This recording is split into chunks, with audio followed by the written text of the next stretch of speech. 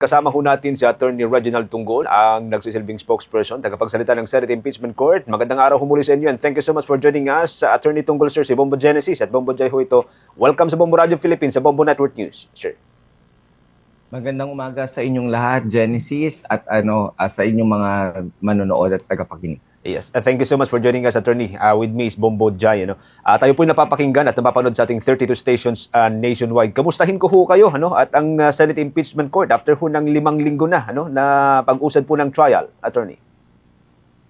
Well, the impeachment court is fine as you can see, it is functioning very well. Nakita naman natin na halos na-accomplish lahat ng mga tasks ng impeachment court in the past few weeks. We are on time in terms of the presentation of Article 1. Of course, there are minor hiccups, pero parte yan ng isang proseso at ng trial proceedings, katulad na lamang nung medyo natagalan tayo sa pag-authenticate ng mga dokumento. So aside from that, that's part of the proceedings. So medyo okay naman yung ating mga senator judges. They are nakakapag-cope naman sila at naiintindihan naman nila kung ano yung mga pinipresenta ng magkabilang panig. Doon ho sa isinagawa ho ninyo na in-camera review, Attorney, doon sa mga bank, tax records ng VP Sara, financial records ng VP Sara, kamusta ho yung naging resulta ho nito, sir? So far, hintayin natin yung findings ng office ni Presiding Officer. Medyo sinusuri niya yung mga dokumento na yon and he will come up with the findings tungkol doon kung ano yung mga dokumento na sasabihin niya kay Clerk of Court na maaaring i-disclose. Ang pinaka-purpose lang naman nun ay para tingnan kung merong mga nakalagay doon sa bawat report na yon na mga methodologies o kung paano ginawa yung report na yon on how the Anti-Money Laundering Council investigated or came up with the documents. So titingnan lang niya kung merong madidisclose na proseso na maaaring makasira doon sa investigative function in the future ng Anti-Money Laundering Council. So tingnan natin kung meron siyang nakitang ganun o wala doon sa mga particular documents na sinubmit ng AMLC. Pero in the spirit of transparency, Attorney, makikita ho kayo natin yung kahit man lang counting footage dito, sir? Hindi. Kasi that's the purpose of in-camera, no? It's going to be parang in executive session before the presiding officer only. Kailan po kayo gagamitin dito, sir? Kung may timeline ho tayo. The documents na pinasampi na at kinumply noong July 30, yung mga dokumento na yon ay sa kahuli-hulihan pa doon sa pagprepresenta ng prosecution ng kanilang Article 2 o yung doon sa misuse yung ill-gotten wealth, no? So doon nila ipepresenta yon para ma-establish na nag-accumulate ng wealth yung respondent Duterte more than the income that she is legally earning. So yun yung last. So that will be 31 days sa Article 1 and then 8 days sa Article 3. So pag nakalipas na yung 31 plus 8 days na yon, which is 39 days, doon pa lang natin makikita yung mga dokumento na yon. Okay. Bombo Jai, with your follow-up, Attorney. So sabihin pa rin ng generative artificial intelligence, Attorney, with audio and video manipulation. May ginagawa ba ang impeachment court na strategic protocols sa mga lumalabas na video sa internet, lalo yung mga sinadyang i-edit talaga? For the impeachment court, no, katulad ng lagi kong sinasabi, any courts in the land they are all passive courts, meaning it cannot take notice of whatever is going on outside of the proceedings of the court to act on it. It has to be taken up by either party or a senator judge. Kailangan nilang i-bring up to the attention of the court or to present it as an evidence, either testimonial, documentary, or object evidence within the proceedings and rules of the court. So other than that, hindi siya makaka-akto kapag walang gumalaw na any party or senator judge to bring those up.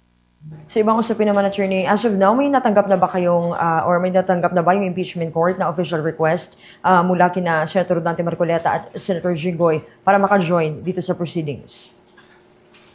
Ang alam ko may liham na ipinresenta si Senator Jinggoy Estrada mga matagal na, mga 3 weeks ago pa. At yun yung liham na binigay sa ating mga senator judges para may official request siya na makapagsali dyan. However, it is not the impeachment court who will take that matter up because it was referred by the presiding officer and the Senate President to the plenary session of the Senate as a legislative body. So sila po bilang mga senador ang mag-take up nung matter na po yan. Na-mention nyo kanina, attorney, sa Article 1, 31 days, and then sa Article 3 ay 8 days yung gugugulin dito. As of now, how's the pace of the trial, attorney? Sorry, I didn't catch the last... As of now, how's the pace of the trial ngayon? Nasa timeline pa rin po ba tayo? So far, we are on the 12th day today, 11th day kahapon. The 11 days sa ano dapat yan, no? Doon sa unang artikulo na tinake up na Article 4 because nagbawas sila ng mga witnesses na tapos kagad yung Article 4. We didn't need to spend the whole 11 days. So technically, we are still within the time of the first article. So we are just a few days advanced than expected in taking up the second article, which is yung Article 1. Okay. So far, on pace naman tayo. Of course, yung ating kailangan maintindihan ng ating mga manonood no, na yung pagpa-plot ng 90 days na yon nung ating impeachment court, it is based on the number of witnesses, not the number of documents.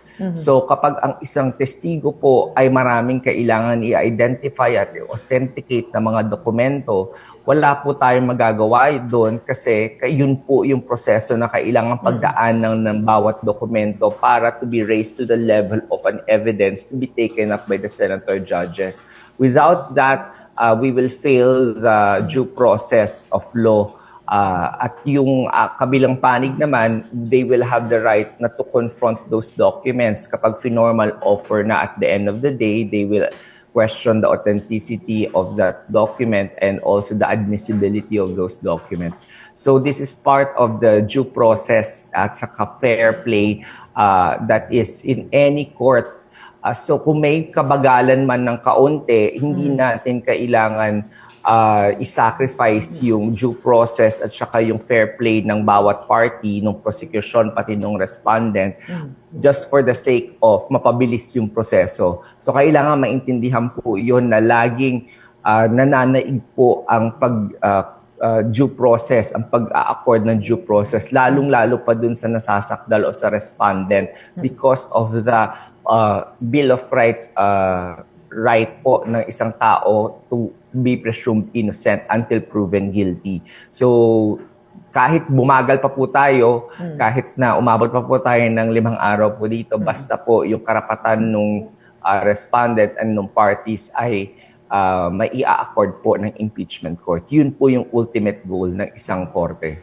Okay. Bobo Jen? Oo. Attorney, susugan ko lamang panghuli na lang ito doon sa tanong ni Bombo Jay kanina, yung sa generative AI. We were able to interview si Representative Luis Tron lately and sabi niya, hindi pa sila nakakapag-come up ng one position sa House panel doon sa nangyari sa yung shinare nga ni Senator Pia doon sa allegedly edited video doon sa impeachment trial.